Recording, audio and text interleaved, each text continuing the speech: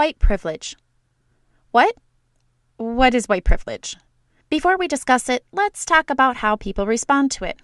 Some people dismiss it. Others become upset. White individuals may respond by saying, "Hey, that's not me. I don't have privilege just because I'm white." Others might say, "Heck yeah, white privilege exists." The fact is that there has been systematic rights and unearned privileges that groups of people have enjoyed, such as the rights and privileges through Jim Crow laws. Starting in 1890 and lasting until the passing of the Civil Rights Act in 1964, separate but equal enforced segregation. Of course, not much was equal. Inequality existed in facilities like public bathrooms or schools, with those facilities for non-whites being inferior in quality. At the same time, bank loans and housing practices also contributed. For example, with the help of the Federal Housing Administration, areas of cities were mapped to indicate which areas were denied or approved housing loans. Those that were deemed the highest risk and often denied loans were inner city areas populated by African Americans. This practice was called redlining, and over time taught people how to perceive and feel about people based on the color of their skin. There are still lasting effects of those privileges today.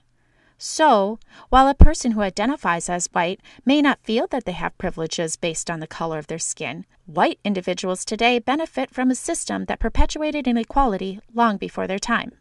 So, now that we know it's hard to discuss, what is white privilege?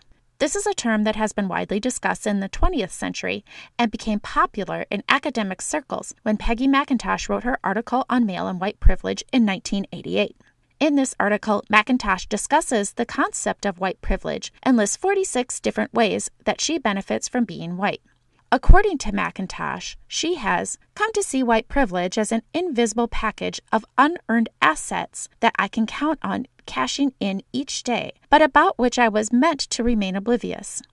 White privilege is like an invisible, weightless knapsack of special provisions, assurances, tools, maps, guides, codebooks, passports, visas, clothes, compass, emergency gear, and blank checks. If a person is not white, these unearned privileges cannot be counted on. Among her examples are instances such as stepping up in a challenging situation and not having to be a credit to her race, or being pretty certain that her skin color will be fairly close to the color of a flesh-colored Band-Aid. Recent research shows that white privilege may be a hard pill to swallow for those that identify as white. A study at Stanford University shows that white individuals cite personal hardships to help maintain a positive image of themselves and perhaps to enjoy the material benefits associated with that privilege. In other words, white individuals do not see how they may benefit from society socially constructing race. I know that as a white individual, when I walk down a street and someone does not say hi to me, I don't have to wonder if it's because of the color of my skin. Or I know that when I'm buying items such as soap or shampoo at a big box store, that there will be a full aisle of products to meet any of my skin and hair needs. And while anyone's life may have hardships, I don't wonder if my hardships are compounded by the color of my skin. So, what is your response to white privilege?